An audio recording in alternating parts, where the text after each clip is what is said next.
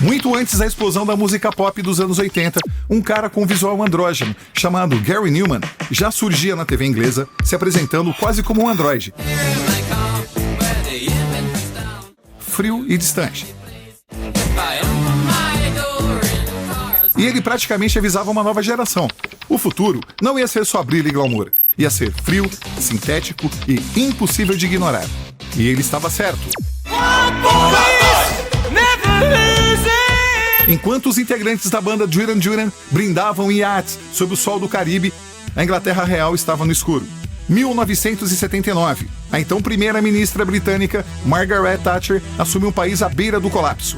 Fábricas fecham, as cidades perdem cor, o desemprego sufoca uma geração inteira. E enquanto rádios e TVs vendiam um pop cheio de brilho e otimismo, para milhões de jovens ingleses aquilo não passava de uma ilusão. Mas o que acontece quando você pega os mesmos sintetizadores que criaram esses hits e leva tudo para um porão úmido em Manchester? Você não cria outro sucesso, você cria o lado B da história. Um som frio, mecânico e perigosamente sedutor. Hoje, a gente vai descer até esse porão e entender o outro lado que quase ninguém viu da segunda invasão britânica. E para você entender melhor essa história, acompanhe comigo até o final do vídeo. Olá, eu sou o Ed e seja muito bem-vindo a mais um capítulo do Rock Story.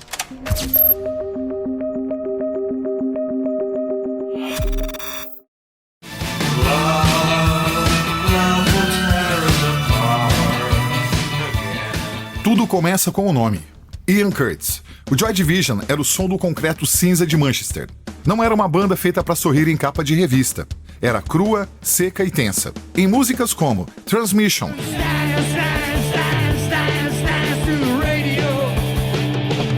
She's Lost Control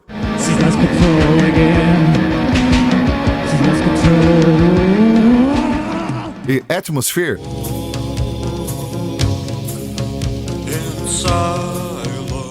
parecia que Ian Curtis narrava de dentro de um quarto sem janelas. Com a morte precoce de Curtis em 1980, os membros restantes tomaram a decisão mais ousada da história do rock.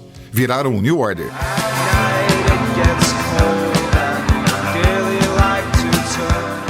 Eles pegaram aquela melancolia e colocaram uma batida eletrônica por baixo. As guitarras ainda tinham aquele vazio pós-punk, mas agora entravam as drum machines, sequenciadores, sintetizadores e a pista de dança. E o resultado foi a canção Blue Monday. How does it feel when you treat me like you do? De 1983, que é basicamente o DNA de toda a música eletrônica moderna.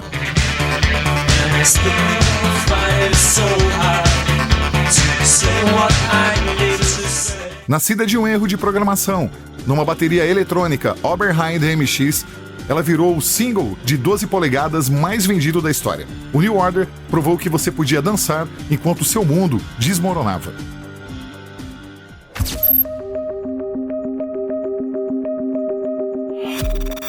Se o New Order era a pista, o The Cure era o quarto fechado num domingo chuvoso.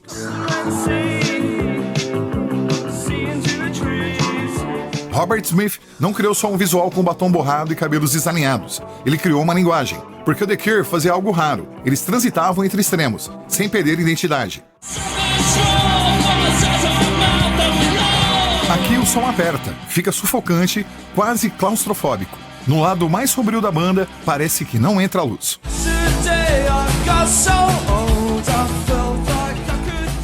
Mas de repente tudo muda, a energia sobe, a melodia aparece e o peso dá espaço para algo mais leve, sem deixar de ser profundo.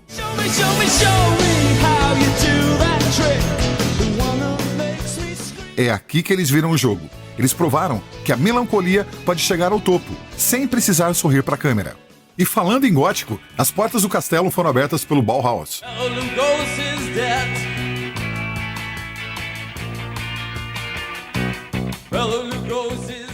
Porque ali o rock deixou de ser só música. Ele ganha corpo, ganha presença. Quase uma cena acontecendo diante de você.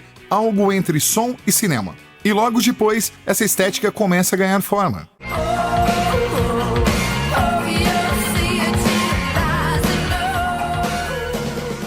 Siouxsie and the Banshees trazia uma elegância diferente, mais tribal, envolvente e hipnótica. E a Siouxsie não precisava explicar nada. O que ela criava já dizia tudo. Um universo que começava nos clubes escuros e acabava influenciando tudo o que viria depois.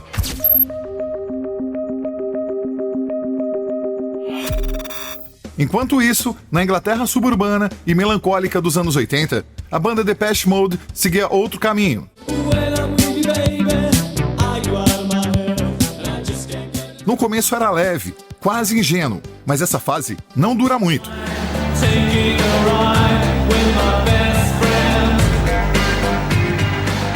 O som começa a ganhar peso, mais denso, mais físico. Algo muda na atmosfera.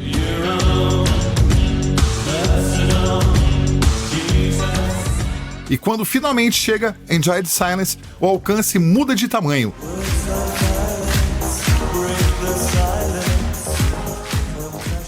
A banda provou que a estranheza podia lotar estádios. Eles transformaram shows em cultos eletrônicos.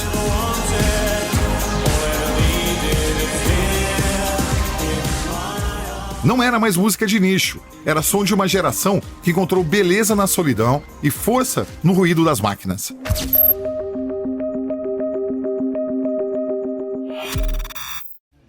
E no meio disso tudo, existia uma cena inteira se formando. O The Sisters of Mercy levava o gótico para algo maior, mais amplo e quase épico.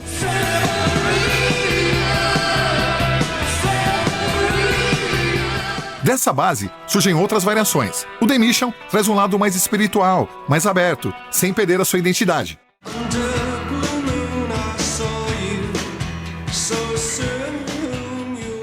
Em paralelo, o Echo and the Bunnymen segue por outro caminho, mais atmosférico, mais introspectivo. E nesse momento, entra uma virada importante. O The Smiths não precisava de sintetizador, nem de estética teatral. Só uma guitarra limpa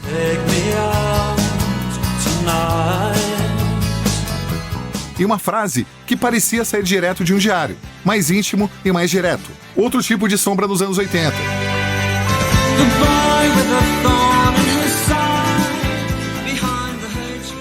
Ser dark, gótico ou pós-punk não era estética, era posicionamento, era uma forma silenciosa de dizer: eu não me encaixo nessa festa. Enquanto o pop vendia brilho, esse outro lado olhava mais fundo. E é aí que está o ponto. O lado sombrio não foi só um acidente. Ele nasce de um país inteiro em mudança e de uma geração tentando encontrar o próprio lugar.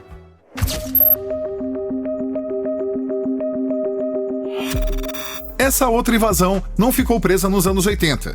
Ela plantou as sementes que hoje você ouve em The Weeknd, Lana Del Rey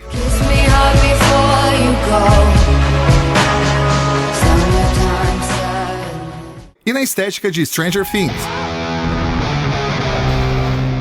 A melancolia nunca sai de moda. Ela só espera o momento certo para voltar. A segunda invasão britânica teve dois lados, o luxo e o vazio, o sol e a chuva. E a verdade é que sem o lado sombrio, os anos 80 teriam sido apenas uma festa esquecível. Agora, me diz uma coisa, você prefere o brilho do Duran Duran ou o abismo do Joy Division? Comenta aqui embaixo. Rock Story, mais que música, uma história bem contada. E a gente se vê daqui a pouquinho no próximo vídeo, que já está aparecendo em algum canto da sua tela. Muito obrigado, um abraço e tudo de bom!